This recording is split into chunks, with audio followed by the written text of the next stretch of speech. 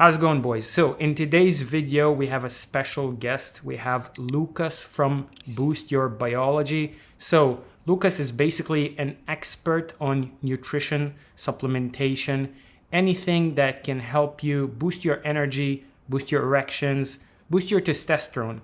And in today's video, I'm gonna ask him some of the questions that I'm personally interested in, and hopefully those questions are also gonna benefit you as well. So welcome, Lucas.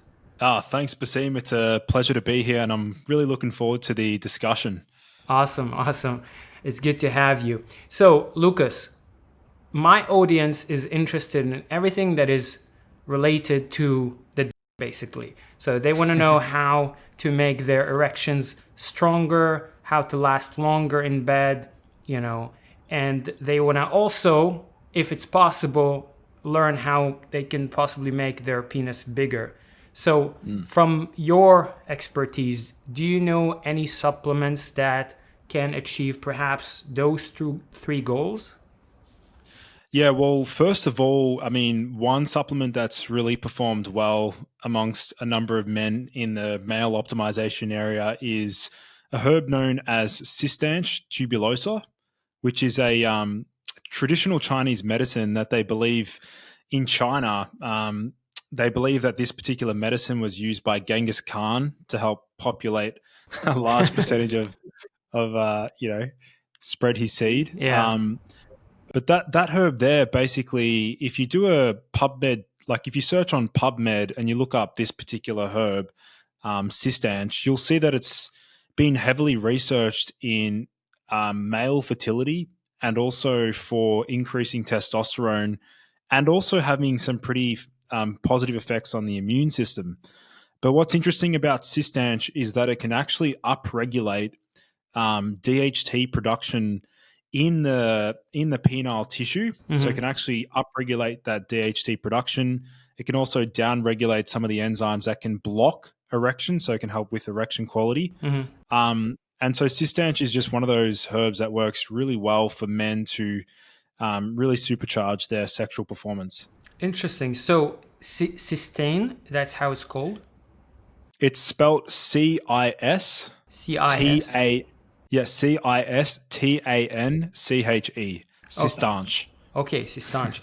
And so you're saying that DHT is something that you want to have higher amounts of in the penis? Because like from my limited knowledge, when I was taking testosterone replacement therapy, they said it's going to increase my DHT by a lot, and it's not something that is good in terms of, hair growth. It's going to cause hair loss and all that. So you're saying that the opposite is true for erections and for the penis. You want to have higher levels of DHT, and it's good. Yes, and so this is a really important point to note is that with DHT, a lot of the time in the media and some doctors and professionals, they say that DHT is something that men should lower because they say it contributes to hair loss and it can also increase the prostate size. But with hair loss, I mean, there are many other hormones that play a role. It's not just DHT. Whilst DHT does play, a minor role in contributing to male pattern baldness, it's not the only hormone. And so if we look at it from a sexual performance perspective, DHT is extremely important for sexual functioning. It also helps with blocking the effects of estrogen. So DHT actually within the body can actually block the negative effects of estrogen. And specifically DHT administration, there's even some research conducted on DHT topical cream to increase penile size in adults. Wow. Yeah. So there's definitely some merit to it. Yeah, I've seen some posts about it, although I haven't actually seen a research, and I haven't seen somebody who's had like significant success, because obviously on my channel we talk a lot about like penis enlargement, and it's mostly done with stretchers and pumps. But creams, I mean, that sounds like kind of an easier way to get the result. If that was possible, I'm pretty sure a lot of my audience would absolutely love it. So how is DHT is actually contributing to penile development? Yeah, so if we look at the literature, DHT does appear to be one of the hormones that plays a huge role, no pun intended, in terms of actually helping with um, penile development and penile architecture and structure and functioning. Mm-hmm. So, in young men that have low levels of DHT, particularly during the period of like puberty, um, those men, like if we look at the all you have to do is look at the cultures around the world. So you look at African population, African heritage. Yeah. They, generally speaking, have higher levels of DHT in their body. And if you have a look at the penile size of African men, I'm pretty sure they score very, very highly. They rank higher than, let's say, the Asian population, which have low levels of DHT. So there is some sort of correlation there between serum levels of DHT and also penile function and structure. Wow, that's interesting. So, is there a way to actually boost the DHT levels naturally? I mean, I don't know about the supplement you just mentioned. I can't remember the name, but is that a natural way? Is that considered a natural way? Is it just a supplement, or does that have some side effects that people may not want? Yeah, so it's a great question. So, in terms of DHT, the hormone that men produce, if we take a step back and have a look at how it's produced in the body, testosterone is a hormone that ends up getting converted into either DHT or estrogen. Right. So, as men, we really want to promote that DHT pathway. And so, we can do this by upregulating the enzyme known as 5-alpha reductase, so 5-AR. Mm-hmm. Now, there are ways to increase 5-AR expression Mm-hmm. in the body. There's a range of strategies. We can incorporate sprint training, so doing sprints or any sort of high intensity interval training, drinking coffee. So the caffeine has also been associated with increasing DHT. Interesting. And even like creatine monohydrate has some research on, that also contributing to increasing DHT. So, yeah, I think the main takeaway for men is just to be careful of using compounds that can block DHT production. That's like the critical point to understand is that there's a range of medications that are used, like finasteride, which can Yeah, right. actually It's block for hair conversion. loss, right? Yeah. Yeah, and that's like a known side effect. Is like when you use it, you can't actually get hard, which is very interesting because, like, on one hand, you're growing your hair, but on the other hand, even if you become handsome and you have a girl, then you can't use your.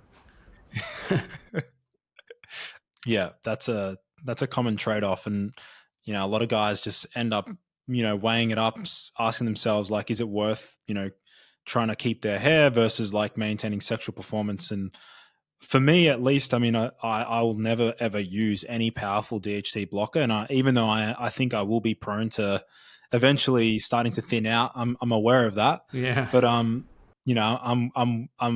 more I value having good sexual functioning more so. Yeah, same for me actually. I started kind of thinning a little bit, even though it may not seem, but obviously my hair is thinner than when I was in my 20s. And I tried using minoxidil and I immediately saw crazy side effects. It was like headache and I was like nauseous. And I can only imagine finasteride when you're messing with your hormones. And there's like this post finasteride syndrome that some people never recover from. And honestly, I don't think it's a good trade-off because you're trading like good hair for your health. And I mean, I think you're gonna do just fine if you had like not as dense hair or whatever. Even if you're bold, you'll find girls that like you when you're bold. But if your dick can't work, what's the point? Yeah, exactly. And also with DHT, important points to note around that hormone is that some of the mental benefits that men notice with high DHT. I mean, I've worked with a range of guys from around the world, and I get them to do their blood work, and I always read blood panels as a naturopath. Yeah. So looking at like their DHT score, the men that have low levels of DHT, generally speaking, I've noticed a pattern in the way that they present themselves. Like they're less like assertive, and they're more like sort of shy and timid. They sort of lack that confidence. Whereas those guys that have had like very high levels of testosterone and DHT, they come across as more assertive, dominant, and just confident in their own self. Interesting. So you're saying they're a little bit more feminine, which makes me wonder, do women have lower levels of DHT? Yep. Women produce a small amount of DHT. Obviously, they also produce testosterone, but in much smaller quantities. Right. Their ratios are different. Yeah. Yeah, they're like, I don't know, 1-2% of like males in terms of testosterone. They have like 1 point out of 30 or something like this, like 3%. So interesting thing. And does DHT affect serotonin and affect your general mood as a man? Yeah, so this is where it comes back to, if we're looking to achieve peak alpha male energy. So like, let's say, guys trying to achieve like really high confidence, extremely high libido or sexual functioning, and feeling mentally strong and confident. So DHT does play a role in modulating serotonin production and dopamine. So if we look at ways in which we can achieve this alpha state, generally speaking, men that have higher dopamine or higher dopaminergic signaling and lower levels of serotonin, they are the ones that come across as more motivated, more driven, more dominant, and more confident as well. So as men age, they should be really conscious of their DHT levels as it relates to mental functioning. So you're saying, interesting, you're saying higher levels of dopamine and lower levels of serotonin. Yeah. I thought you gotta have both of them. So what's the difference? I thought they're very similar in terms of their effect on the mood and the personality. Yeah, so this is a great question. So a lot of people are still confused about, serotonin and dopamine. So what we need to really understand is that serotonin, that particular neurotransmitter can increase another hormone known as prolactin. So prolactin, and I'm sure you've probably read about prolactin as delaying your ability to go a second or third round. It delays your ability to get it back up again. Prolactin puts the handbrake on testosterone production. So then if we trace it back, we can see that like men that have high levels of serotonin also have high levels of prolactin. And with high levels of prolactin, that's going to put the handbrake on testosterone production and also libido and sexual functioning. Interesting. So is there a link? Because as you know, some recreational drugs, they actually boost your serotonin levels, right? Significantly. Talking like MDMA, ecstasy, stuff like that. Is there a link between the boost in serotonin levels and then increased prolactin levels? And that's why you basically, when you take those enhancers or whatever, you cannot perform. Like you actually need some help from tadalafil or something to get it up. Absolutely. And we see this similar side effect with some prescription medications that act as antidepressants. So like a classical side effect of SSRIs or selective serotonin reuptake inhibitors, a notorious side effect is that they can lead to impotence or like infertility in some cases, and even just impaired sexual functioning. And even for some guys, unfortunately, if they use, let's say, a guy's prescribed an SSRI and he takes it for like 1 month and then he stops taking the SSRI, for some guys, they still notice sexual dysfunction or sexual side effects for many, many months after stopping the medication. Wow, interesting. So another thing I don't know if it's connected, but so you're saying serotonin is affecting the erection, but does serotonin also affect ejaculating? Because somebody told me that when you take those recreational drugs, of course I haven't done them myself, but you cannot finish. It's difficult for you to actually ejaculate, right? So how is that connected? Yeah, so this is a critical point to note that serotonin can actually delay ejaculation because it dampens arousal. There's specific serotonin receptors. We're looking at the 5-HT1A, 5-HT2C. These two serotonin receptors can actually have an effect on delaying ejaculation. And so recreational substances like MDMA, they're notorious for a side effect of causing that delayed ejaculation response, but also antidepressants, SSRIs, are actually prescribed for premature ejaculation. Wow. Interesting. And so how can we boost dopamine and perhaps histamine for sexual arousal? Yeah, so the dopamine side of things is critical to understand. And as I mentioned before, men that have higher levels of dopamine suppresses prolactin. So I just sort of explained it before that serotonin raises prolactin. Dopamine actually suppresses prolactin. And so for men to increase dopamine, there's a range of different supplements, different drugs, different modalities to actually raise dopamine. If you look at it from the medical standpoint, they have a prescription medication called cabergoline, which is prescribed for high prolactin. But if we look at it from a natural perspective, there are a range of different supplements, one being L-tyrosine, which is an amino acid that helps to act as a dopamine precursor. And then also one of my favorite compounds, which is a very famous nootropic in Russia. That one there is called bromantane. That one there is a powerful dopaminergic. What's the name? Because I visit Russia quite a bit. It's called in Russia. It's translated as ladastin, Ladastin. Ladastin. Okay. I wanna perhaps get some and review it, try it myself. Yeah, they have other stuff, but they're mostly the stuff I get from there is mostly for as a nootropic, like stuff for the brain. I don't know if you've heard of Noopept or stuff. Yeah. So it's a powerful nootropic that is sold. Mostly I found it was in Ukraine and Russia. I don't know why it's not very common in other countries. Did you find with Noopept, out of curiosity, has that had any sexual side effects, or did it have any effect on? No, absolutely not. I don't know, maybe if you take really high dosages of it, perhaps, but not really. It just gets me in the zone. I get a clear head, very little side effects.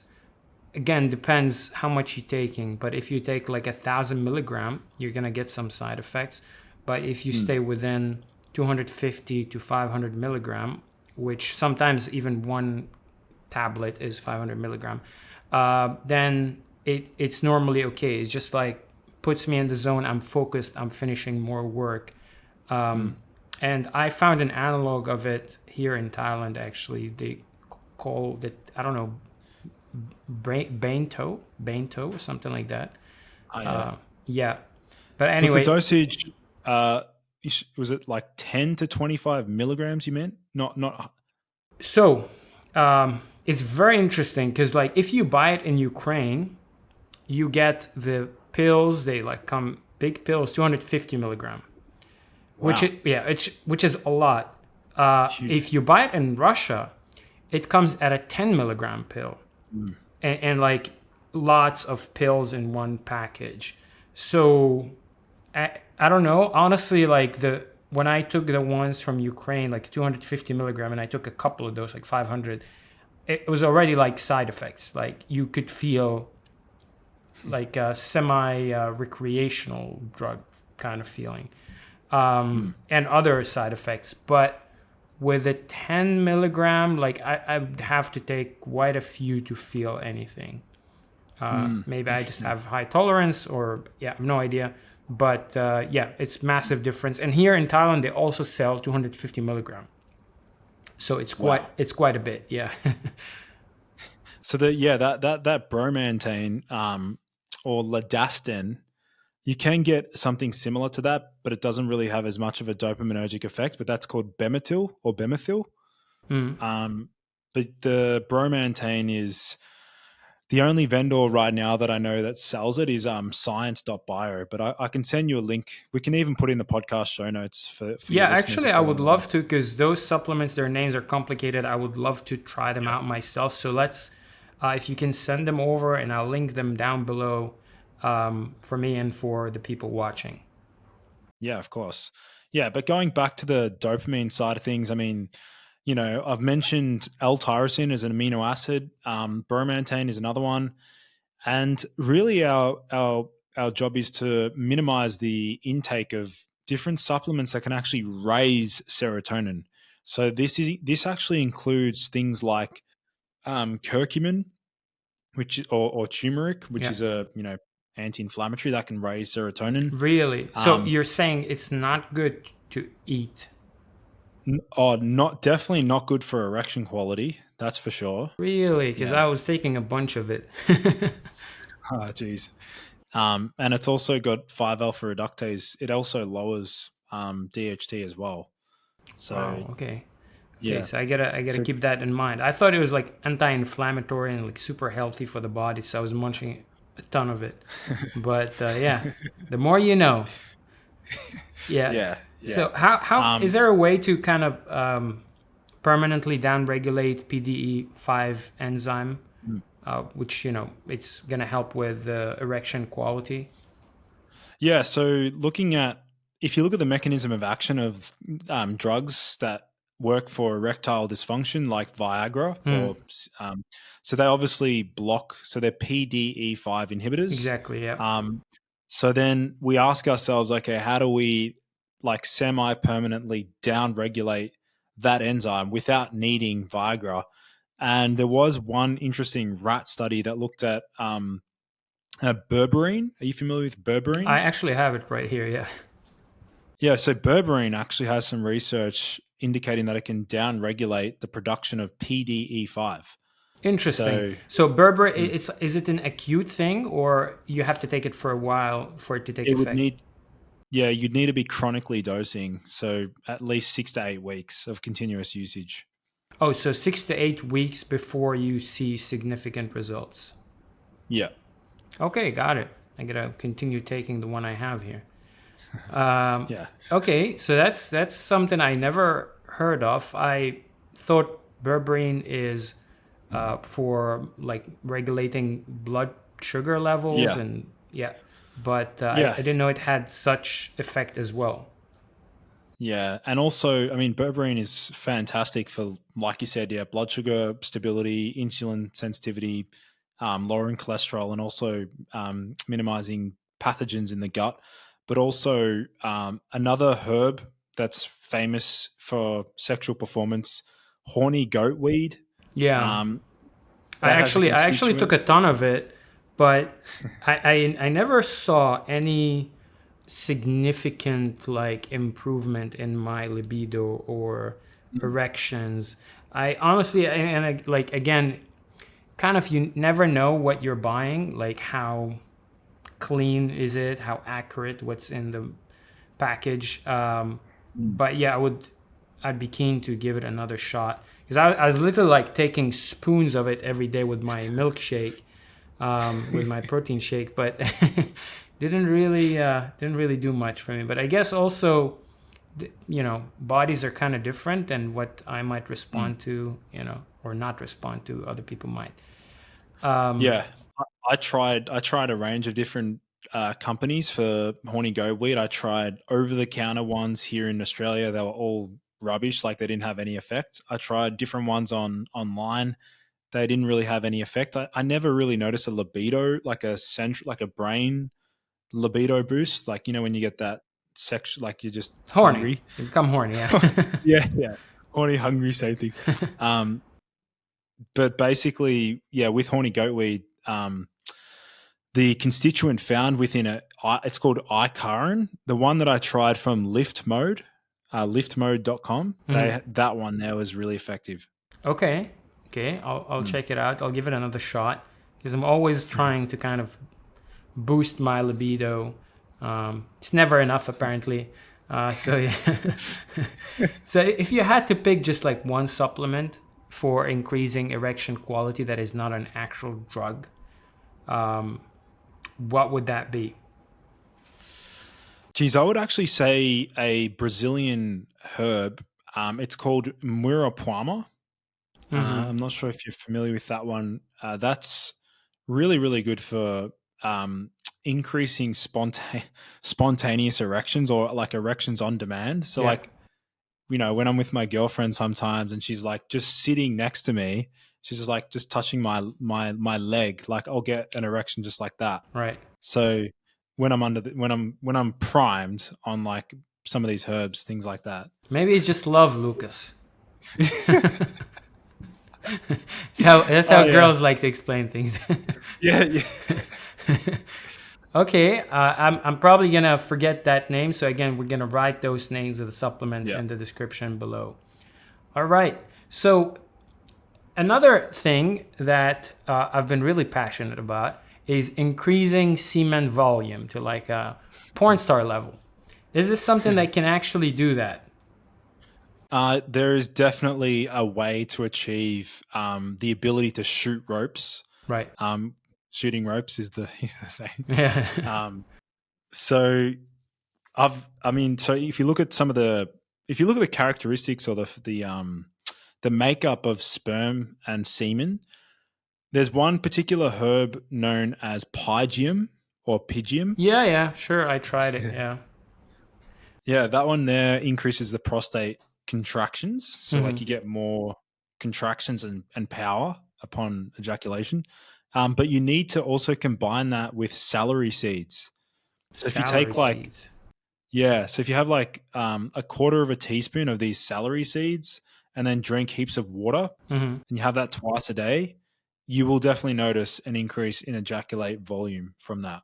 Okay, done. I'm going to do it for 30 days and then do the before and after. So, yeah, honestly, I want to ask you something. It's personal. What's your advice for people like me that feel low energy quite often? Is there something that I might be doing wrong? Like, I think that my diet is quite on point. I'm eating quite healthy, training pretty much every day. So what would be your suggestion to keep kind of energy levels high? Yeah, well, first of all, I mean, I would take an objective analysis. So I'd want to have a look at your blood test results to make sure, things like iron, B12 things. But let's say all of your blood work is looking perfect and fine. Yeah. And you're like wanting to know like a specific supplement that's great for energy. I would definitely consider, if you haven't already tried, like any form of NMN or any sort of NAD booster. Yeah, I did actually have a bunch of it here. But so the effects, are they felt instantaneously? Because I don't normally feel it like immediately after I take the NMN. It depends. It actually really depends upon your age. So younger guys like yourself, I mean, and I'm not that young anymore. I just look young. Well, you'd be what, like 30? I'm 35. 31? 35. Yeah. Man, I'm only 27. So okay, so I'm the old guy here. Yeah. But I'd say NMN or